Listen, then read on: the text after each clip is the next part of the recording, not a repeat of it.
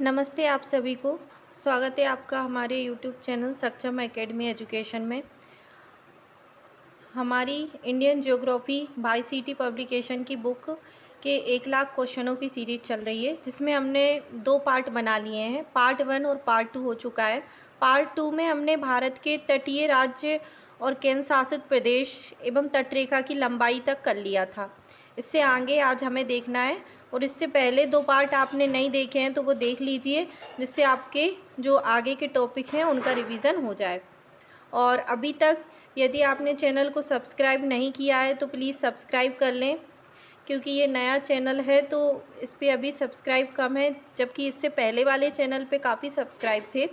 चूँकि वो डिलीट हो गया है, तो अभी तक अगर आपने इसको सब्सक्राइब नहीं किया है तो सब्सक्राइब कर लें और ज़्यादा से ज़्यादा शेयर कीजिए और कमेंट कीजिए आपको वीडियो अच्छा लग रहा है और आपको लगता है कि हाँ, ये जो फैक्ट हम पढ़ रहे हैं इस बुक से, जियोग्राफी जो हम समझ रहे हैं इससे, वो हेल्पफुल है आने वाले सभी एग्ज़ाम के लिए, तो प्लीज़ कमेंट में बताइए।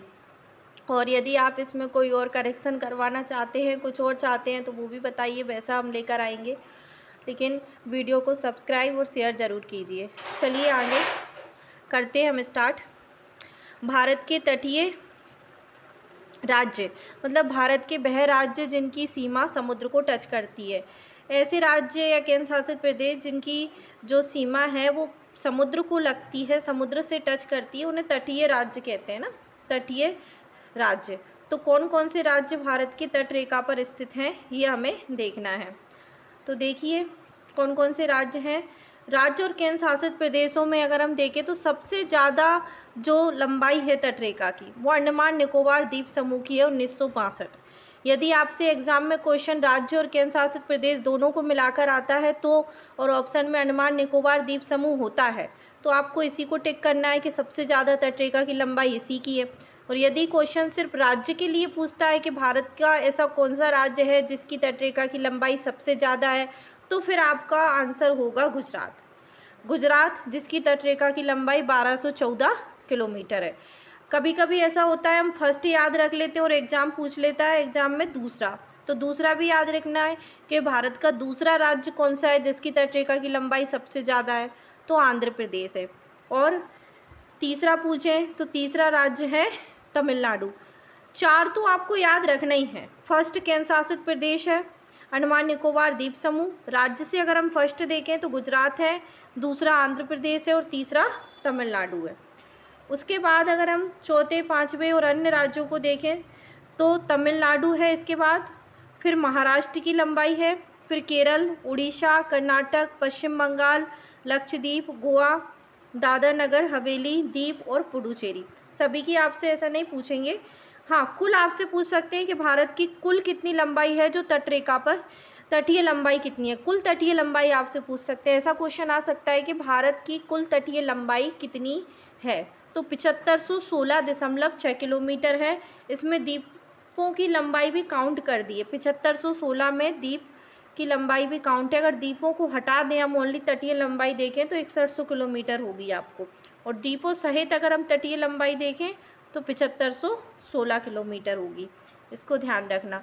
द्वीप सहित भी पूछ सकते हैं आपसे और द्वीप के बिना भी पूछ सकते हैं। मध्य प्रदेश का वह कौन सा जिला है जो गुजरात और राजस्थान को दोनों से सीमा स्पर्श करता है? झाबुआ जिला। एमपीपीएससी प्रीलिम्स के लिए ये क्वेश्चन इंपॉर्टेंट है कि मध्य प्रदेश का कौन सा जिला गुजरात और राजस्थान दोनों की सीमा को स्पर्श करता है? झाबुआ। मध्य प्रदेश का कौन सा जिला उत्तर प्रदेश और छत्तीसगढ़ दोनों राज्यों की सीमा को स्पर्श करता है? सिंगरौली जिला है। सिंगरौली जिला मध्य प्रदेश का ऐसा जिला है जो उत्तर प्रदेश और छत्तीसगढ़ दोनों राज्यों की सीमा से लगा है। मध्य प्रदेश का कौन सा जिला महाराष्ट्र और छत्तीसगढ़ दोनों से लगा है? तो बालाघाट। बालाघाट जिला जो है वो महाराष्ट्र और छत्तीसगढ़ दोनों से सीमा साझा करता है, इसको ध्यान रखना। उसके बाद है धान का कटोरा किसे कहते हैं? तो धान का कटोरा छत्तीसगढ़ को कहते हैं। धान का कटोरा मतलब धान की खेती ज़्यादा होती है इस वजह से। किस उत्तर पूर्वी राज्य को पूर्वी ज्योतिष का स्थान या प्राग ज्योतिषपुर नाम से जाना जाता है? पूर्वी ज्योतिष का स्थान या प्राग ज्योतिषपुर के नाम से असम को जाना जाता है। किस भारतीय राज्य को मसालों का बगीचा कहते हैं? तो केरल। केरल में मसालों की खेती ज़्यादा होती है। मसालों के पीछे हम जानते हैं कि क्या क्या हमको झेलना पड़ा है, यूरोपीय आगमन, अंग्रेजों का राज, ये सब कहाँ से स्टार्ट हुआ, मसालों के कारण ही आए थे वो। तो मसाले कहाँ पर है सबसे ज़्यादा? केरल में। किन उत्तर पूर्वी राज्यों को 7 बहनें या 7 सिस्टर्स कहा जाता है? तो 7 सिस्टर में अरुणाचल प्रदेश, असम, मेघालय, मणिपुर, मिजोरम, नागालैंड और त्रिपुरा। पूर्वोत्तर भारत के जो 7 राज्य हैं वो 7 सिस्टर के अंतर्गत आ जाते हैं। 4 धाम में क्या आता है? तो 4 धाम में बद्रीनाथ, केदारनाथ और यमुनोत्री, गंगोत्री, इन चारों को 4 धाम में हम रखते हैं। बद्रीनाथ को, केदारनाथ, यमुनोत्री और गंगोत्री। उगते सूरज की भूमि के नाम से किस भारतीय राज्य को जाना जाता है? अरुणाचल प्रदेश। सबसे पहले सूर्योदय अरुणाचल प्रदेश में होता है भारत में, इस वजह से उगते सूरज की भूमि के नाम से किसको जाना जाता है? अरुणाचल प्रदेश को। सबसे पूर्व में स्थित है ना। किस भारतीय राज्य को पूर्व का स्विट्जरलैंड कहते हैं? तो नागालैंड। याद रखना, पूर्व का स्विट्जरलैंड कौन सा राज्य कहलाता है? नागालैंड। किस भारतीय राज्य को 5 नदियों का राज्य के तौर पे जाना जाता है? पंजाब। पंजाब नाम से स्पष्ट है, 5 पंजाब।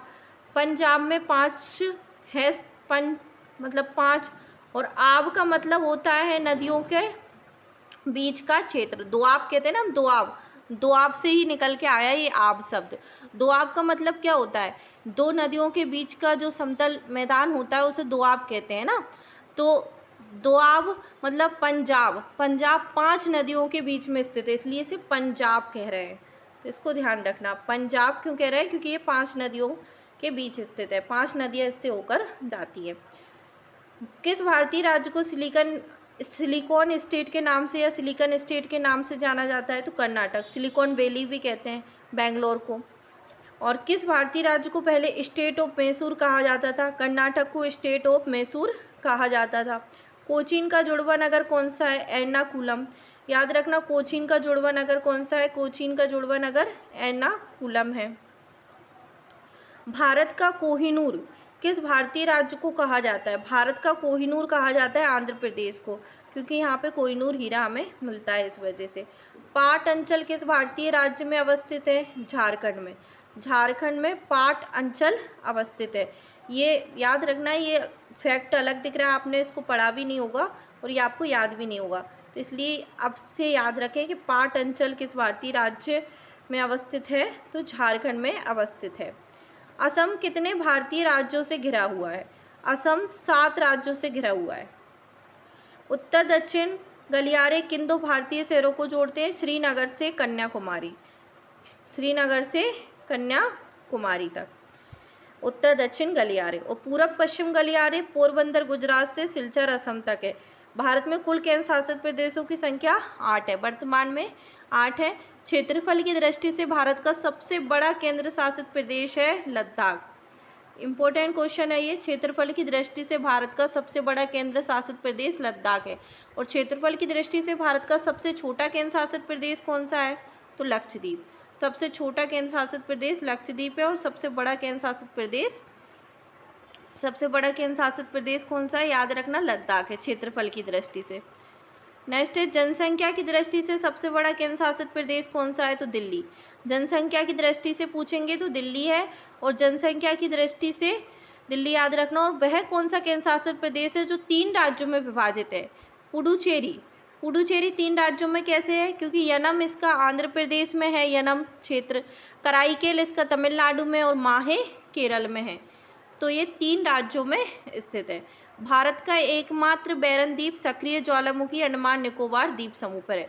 2 ज्वालामुखी हैं भारत में, एक सक्रिय है और एक सुसुप्त ज्वालामुखी है। सक्रिय ज्वालामुखी बैरन द्वीप, ये भी अंडमान निकोबार द्वीप समूह पर ही है। और सुसुप्त ज्वालामुखी नॉरकॉन्डम है एक, वह भी अंडमान निकोबार द्वीप समूह पर ही स्थित है। ठीक है, नारकोंडम नाम से है एक, नारकोंडम, ये भी अंडमान निकोबार में ही है, और ये लेकिन सुसुप्त ज्वालामुखी है, इसको ध्यान रखना है। नेक्स्ट है, भारत के राज्य एवं उनकी राजधानियाँ। अब ये तो आपको पता ही होगा भारत के राज्य और राजधानियाँ, लेकिन फिर भी हम एक बार इसको जल्दी से पढ़ लेते हैं। सिक्किम की राजधानी गंगटोक, असम की दिसपुर है, अरुणाचल प्रदेश की ईटानगर, नागालैंड की कोहिमा, मणिपुर की इम्फाल, त्रिपुरा की राजधानी अगरतला, मिजोरम की आइजोल, मेघालय की शिलोंग है और पश्चिम बंगाल की कोलकाता, बिहार की पटना, झारखंड की रांची, उड़ीसा की भुवनेश्वर है, महाराष्ट्र की मुंबई, कर्नाटक की बेंगलोर है, केरल की तिरुवनंतपुरम, तमिलनाडु की चेन्नई, आंध्र प्रदेश की 3 राजधानियां हैं, अमरावती प्रस्तावित है, कुर्नूल विधायी राजधानी, न्यायिक राजधानी और विशाखापत्तनम है। ठीक है, इसको ध्यान रखना है। नेक्स्ट है तेलंगाना की हैदराबाद है, गोवा की पणजी है, छत्तीसगढ़ की रायपुर, मध्य प्रदेश की भोपाल और गुजरात की गांधीनगर है। राजस्थान की जयपुर, लखनऊ, उत्तर प्रदेश की उत्तराखंड की देहरादून है, हरियाणा की राजधानी चंडीगढ़ है, पंजाब की चंडीगढ़ है और हिमाचल प्रदेश की राजधानी शिमला है। केंद्र शासित प्रदेशों की राजधानी याद रखना है, जम्मू कश्मीर की श्रीनगर है, लद्दाख की लेह है, अंडमान निकोबार द्वीप समूह पोर्ट ब्लेयर है, दिल्ली राष्ट्रीय राजधानी है, दादर नगर हवेली और दमन और दीप दोनों की दमन है, लक्षद्वीप की कवारत्ती है, पुडुचेरी की पुडुचेरी है, चंडीगढ़ की चंडीगढ़ है। इनको याद रखना है। और एक चीज़ और, एक करंट अफेयर्स का फैक्ट आपने पढ़ा होगा अगर करंट अफेयर्स की बुक्स पढ़ी हो तो, अंडमान निकोबार द्वीप समूह की राजधानी पोर्ट ब्लेयर का नाम परिवर्तन हो गया है, इसको श्री विजयपुरम कर दिया है, इसको ध्यान रखना। ऐसा क्वेश्चन बन सकता है कि किस केंद्र शासित प्रदेश की राजधानी का नाम बदला गया हाल ही में, तो अंडमान निकोबार द्वीप समूह। या आपसे ऐसा पूछ सकते हैं कि अंडमान निकोबार द्वीप समूह की राजधानी का नया नाम क्या है, श्री विजयपुरम, इसको याद रखना। नेक्स्ट हम देखते हैं श्री विजयपुरम, इसको याद रखना। और स्वतंत्रता के पश्चात भारत में सम्मिलित किए गए विदेशी क्षेत्र, मतलब ऐसे क्षेत्र जो स्वतंत्रता के बाद भी उन पर यूरोपियों का शासन था, उनको बाद में भारत में विलय किया गया है, वह कौन से है। तो फ्रांस के अधीन कौन कौन से थे स्वतंत्रता के बाद, पुडुचेरी था, पुडुचेरी फ्रांस के अधीन रहा 1954 तक, और चंद्रनगर 1946 पूर्व सम्मिलित हो गया था। पुर्तगाल के अधीन दमन द्वीप, गोवा और दादर नगर हवेली रहे। दमन और द्वीप 1961 में भारत में विलय हुआ, गोवा 1961 में, दादर नगर हवेली 1954 में। मैकमोहन रेखा किन दो देशों के बीच है, भारत और चीन के बीच। चैनल रेखाएं ये पूछ लेते हैं कि मैकमोहन सीमा रेखा किन दो देशों के बीच में है, रेड क्लिप पूछ सकते हैं, भारत और पाकिस्तान के बीच में है। ठीक है, भारत और पाकिस्तान के बीच में रेड क्लिप है। डूरंड रेखा भारत और अफगानिस्तान के बीच में, पहले ये पाकिस्तान एवं अफगानिस्तान के बीच में थी, अब भारत और अफगानिस्तान के बीच में भी। मतलब आपसे दो तरफ से क्वेश्चन आ सकते हैं। डूरंड रेखा आपको भारत और अफगानिस्तान के बीच में है, ये भी याद रखना है। और अगर ये ऑप्शन में ना है, पाकिस्तान और अफगानिस्तान के बीच का पूछ रहे हो तो ये भी आपको ध्यान रखना है। नेक्स्ट अब हम देखते हैं भारत के प्रमुख चैनल और जल संधियाँ। 6 डिग्री चैनल किस किस के बीच में, ये जो पॉइंट है, ये पूरा पोर्शन आपका ये बहुत ज़्यादा इम्पोर्टेंट है, यहाँ से क्वेश्चन जरूर बनते हैं। जल संधियाँ, चैनल, विभाजक क्षेत्र ये पूछे जाते हैं, तो ये बहुत इंपॉर्टेंट है, इसको ध्यान से देखना। 6 डिग्री चैनल किस किस के बीच में है, तो 6 डिग्री चैनल ग्रेट निकोबार और सुमात्रा इंडोनेशिया में है। 8 डिग्री चैनल किसके बीच में है, मालदीव और मिनिकॉय के बीच में है। 9 डिग्री मिनिकॉय और लक्षद्वीप के बीच में है, मिनिकॉय और लक्षद्वीप के बीच में 9 डिग्री है। और 10 डिग्री चैनल छोटा अंडमान और कार निकोबार के बीच में, लिटिल अंडमान और कार निकोबार के बीच में 10 डिग्री चैनल है। याद रखना 10 डिग्री चैनल किसके बीच में है, छोटा अंडमान और कार निकोबार के बीच में है 10 डिग्री चैनल। ग्रेट चैनल किसके बीच में है, ग्रेट चैनल को याद रखना है, ग्रेट चैनल किसके बीच में है, तो ग्रेट चैनल इंदिरा पॉइंट और इंडोनेशिया। इंदिरा पॉइंट और इंडोनेशिया से मतलब हम समझ रहे हैं इंदिरा पॉइंट कहाँ पे है, ग्रेट निकोबार में है। तो ऐसा भी हम बोल सकते हैं कि ग्रेट चैनल बड़ा निकोबार और इंडोनेशिया के बीच में है, या ग्रेट निकोबार और इंडोनेशिया के बीच में। यदि ऑप्शन में ये नहीं दिया है, वो आपसे इंदिरा पॉइंट का पूछना चाहते हैं, तो आप इसको भी ध्यान रखेंगे कि इंदिरा पॉइंट और इंडोनेशिया के बीच में है ग्रेट चैनल। पाक जल संधि, पाक जल संधि कई बार पूछ लेते हैं, भारत और श्रीलंका के बीच पाक जल संधि है। इसके अलावा कई बार कोको जल संधि का क्वेश्चन आ जाता है। कोको जल संधि कोको द्वीप और अंडमान के बीच में। अंडमान निकोबार द्वीप समूह के सबसे उत्तर में स्थित है कोको द्वीप, जो कि अंडमान निकोबार द्वीप समूह और म्यांमार के बीच में सीमा बनाने का काम करता है, कोको जल संधि। ठीक है, इसको याद रखना। कुछ परीक्षा उपयोगी प्रश्न है, जैसे भारत की प्रादेशिक जल सीमा क्या है? 12 समुद्री मील। संलग्न क्षेत्र 24 और अनन्य क्षेत्र जिसे एक्सक्लूसिव इकोनॉमिक जोन EEZ भी कहते हैं, वह 200 समुद्री मील तक है। एक बार हम समझ लेते हैं समुद्री सीमा का कंसेप्ट क्या होता है, आपको बता देती हूँ, रुको। देखो, समुद्री सीमा का कंसेप्ट हम एक बार देख लेते हैं। जैसे कि प्रादेशिक जल सीमा का कंसेप्ट क्या है, इसको हम समझ लेते हैं एक बार। जैसे कि ये देखिए, ये भारत का मैप है। ठीक है, अब इसमें हमें देखना है कि प्रादेशिक जल सीमा क्या होती है। तो देखिए, प्रादेशिक जल सीमा क्या है, ये जैसे ये तट रेखा है, तट रेखा से हमें देखना है कि अरब सागर और बंगाल की खाड़ी में भारत का कितना अधिकार है, मतलब कितना क्षेत्र है जहाँ पे भारत का अधिकार है समुद्र पर। क्योंकि देखो, पृथ्वी पर तो जल ही जल है, समुद्र ही समुद्र है। अगर हम सीमा का निर्धारण नहीं करेंगे समुद्र पे, तो कोई सा भी देश किसी भी समुद्र की जगह पे अनुसंधान करने लगेगा, फिर तो बहुत लड़ाइयाँ भी होंगी। कोई कहेगा ये द्वीप मेरा है, ये द्वीप मेरा है, या यहाँ पे ये पेट्रोल निकल गया, इसको मैं लेकर जा रहा हूँ। कोई कहेगा ये तो मेरा है। तो इस तरह से समुद्री सीमा का निर्धारण जरूरी है, जिससे कि एक क्राइटेरिया हो जाए कि ये क्षेत्र यहाँ से यहाँ तक का है, ये आपका है। ठीक है, यहाँ पे आप अनुसंधान करो, यहाँ पे जो भी द्वीप है वो आप ही का है। तो इसलिए 1980 में समुद्री सीमा का निर्धारण करने के लिए एक सम्मेलन टाइप से हुआ था, या संगठन की स्थापना हुई थी, जिसमें ये समुद्री सीमा का निर्धारण किया गया था। तो हम समझ लेते हैं कि ये समुद्री सीमा का निर्धारण कैसे किया गया था। तो देखो, चाहे हम बंगाल की खाड़ी से देख लें, चाहे अरब सागर से, बात एक ही है, दोनों तरफ एक ही समुद्री सीमा, मतलब उतनी ही निर्धारित की गई है। जैसे इस आधार लाइन बनाई है पहले तो एक सीधी, ठीक है। उसके बाद हम यहाँ से हम देखते हैं कि 12 नॉटिकल मील तक आपका जो क्षेत्र है वो कहलाता है प्रादेशिक सीमा।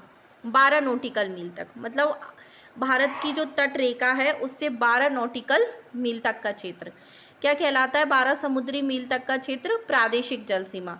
यहाँ पे आपको उतने ही अधिकार दिए गए हैं जितने भारत की मुख्य भूमि पर रहते हैं। उसके बाद आधार रेखा से ही हम 24 नॉटिकल मील तक जाते हैं, तो संलग्न क्षेत्र है।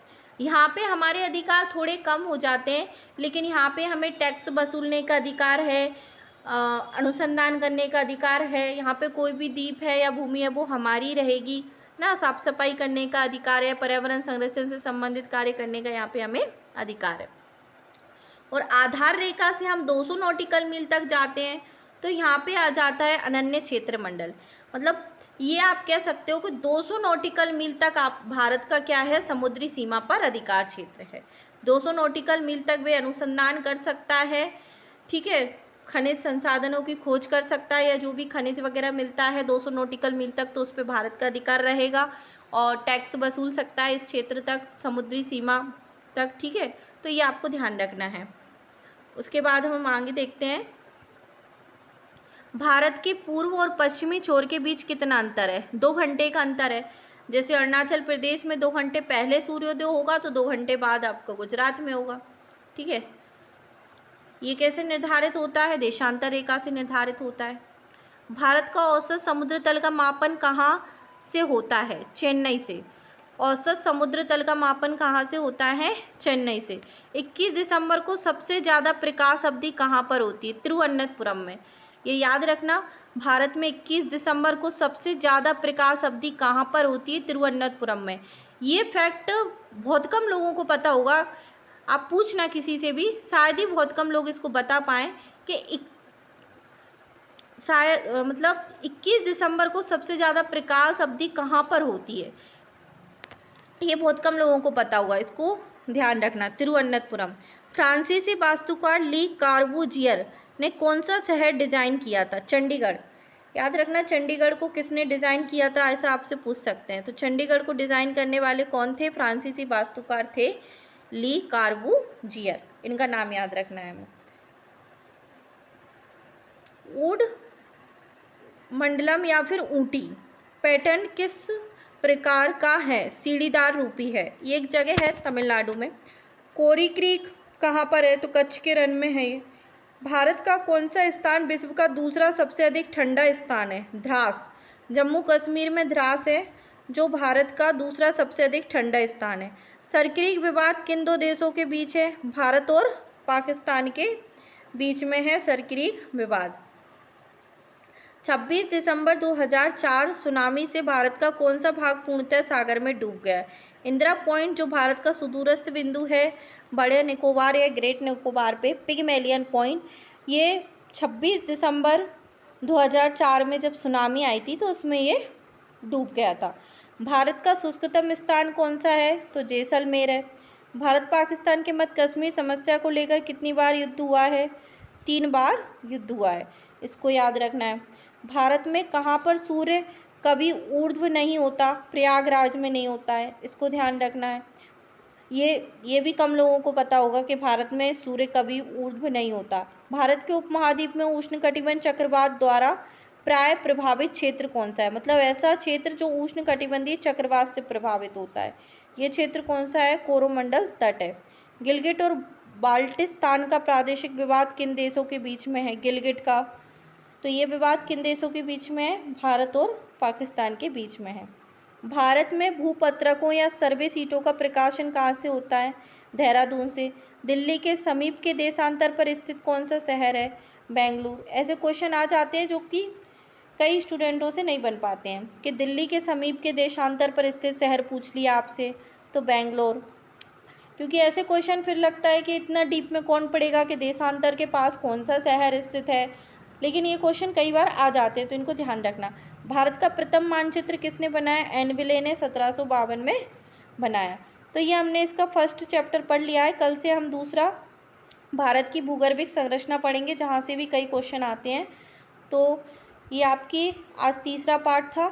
2 पार्ट पहले हो चुके हैं, अगर आपने नहीं देखे तो उनको देख लीजिए और चैनल को सब्सक्राइब कीजिए। Thank you.